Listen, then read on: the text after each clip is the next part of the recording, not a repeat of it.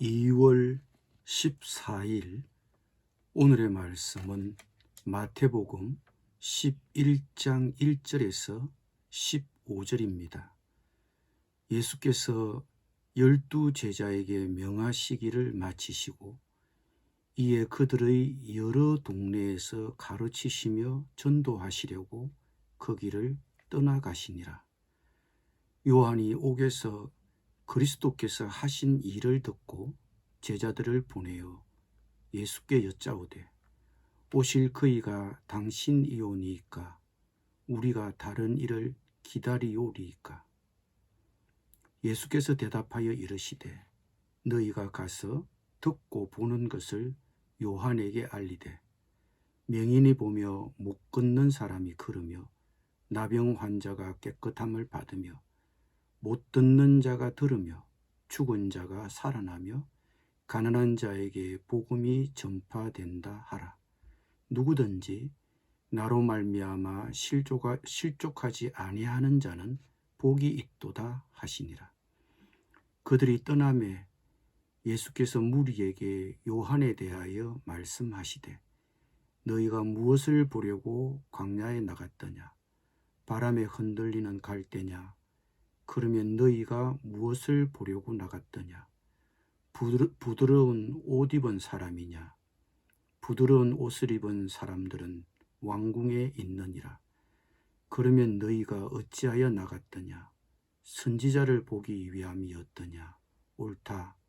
내가 너희에게 이르노니 선지자보다 더 나은 자니라. 기록된 바 보라, 내가 내 사자를 내 앞에 보내노니 그가 내 길을 내 앞에 준비하리라 하신 것이 이 사람에 대한 말씀이니라. 내가 진실로 너희에게 말하노니 여자가 낳은 자 중에 세례 요한보다 큰 이가 일어남이 없도다. 그러나 천국에서는 극히 작은 자라도 그보다 크니라. 세례 요한의 때부터 지금까지 천국은 침노를 당하나니 침노하는 자는 빼앗느니라. 모든 선지자와 율법이 예언한 것은 요한까지니 만일 너희가 즐겨 받을진대 오리라 한 엘리야가 곧 이 사람이니라. 귀 있는 자는 들을지어다. 아멘.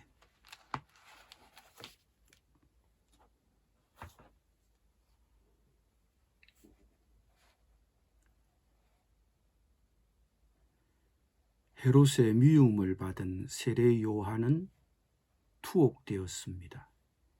그는 감옥에 갇힌 상태에서도 예수님의 사역에 대해 줄곧 관심을 가졌을 것입니다. 그런데 지금까지 예수님의 사역을 지켜본 세례 요한은 의문이 생겼습니다.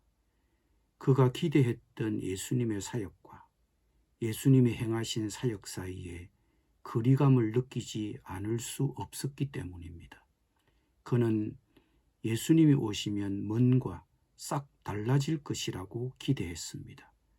실제로 그는 이스라엘 백성들에게 예수님이 오시면 손에 키를 들고 자기의 타작마당을 정하게 하시고 알곡은 모아 곳간에 들이고 쭉정이는 꺼지지 않는 불에 태우시리라고 예수님의 사역을 소개했습니다.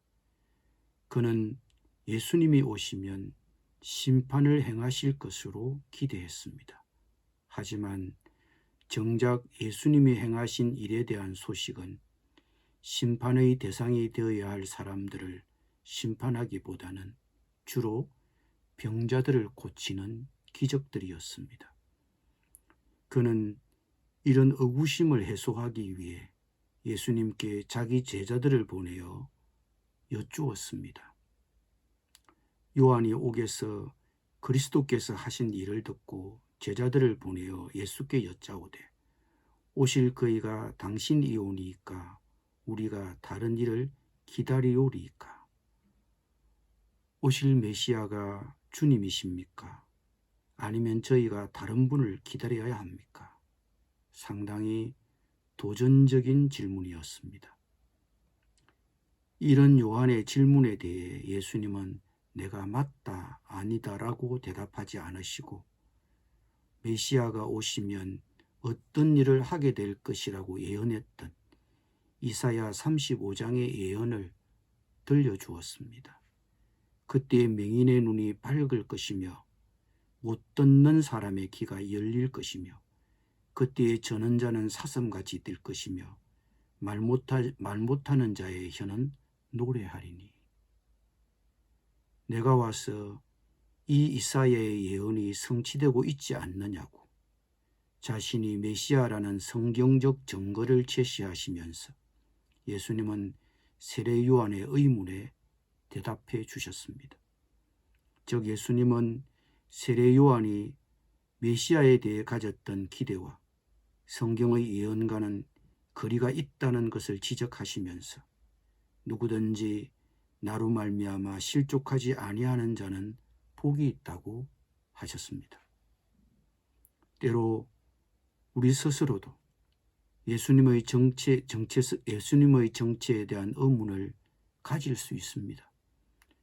때로 자신이 구원을 받았는지, 제사함을 받았는지, 하나님이 나와 함께 하시는지, 하나님이 나의 삶 가운데서 세상 속에서 일하시는지 의문이 생길 때가 있습니다.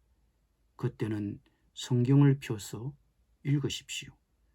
성경을 펴서 하나님이 무엇라고 말씀하시는지, 예수님이 무엇라고 말씀하시는지를 읽으십시오. 하나님은 성경을 통해 나의 의문에 대해 답해 주실 것입니다. 세례 요한의 제자들이 질문을 마치고 돌아가자 예수님은 세례 요한이 누구인지 그의 정체에 대하여 질문을 던지시고 답변해 주셨습니다. 세례 요한은 바람에 흔들리는 갈대도 아니고 부드러운 옷을 입은 사람도 아닙니다. 세례 요한의 진정한 신분은 선지자입니다. 그것도 보통 선지자가 아니라 선지자보다 더 나은 자입니다. 그는 말라기 선지자가 예언한 예수님의 길을 예수님 앞에 와서 준비한 자입니다. 요한에 대한 예수님의 평가는 여기서 멈추지 않았습니다. 예수님은 요한이 선지자들 중에서 제일 큰 자일 뿐 아니라 모든 사람 중에서 제일 큰 자라고 하셨습니다.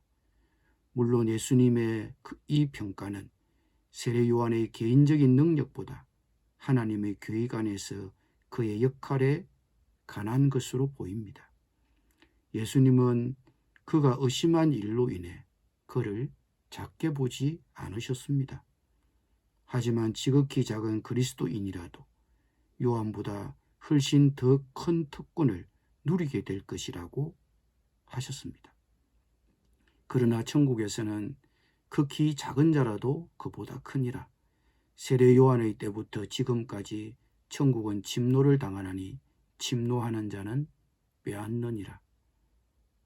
오랫동안 그 천국을 사람들은 침입하고 있으며 침입한 자들은 그 나라를 빼앗았습니다. 이 복음에 나는 적극적으로 반응합니까?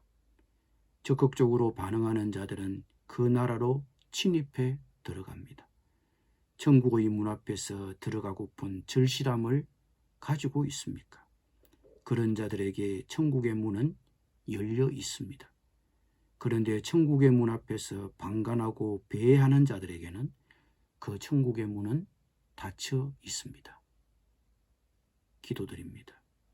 주님, 우리 스스로도 예수님의 정체에 대한 의문을 가질 때가 있습니다.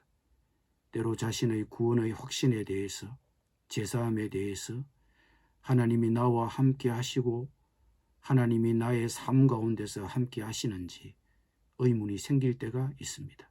주님, 성경을 가까이 하겠습니다. 성경을 펴서 읽을 때 하나님이 가르쳐 주시고 우리의 의문에 답해 주시옵소서.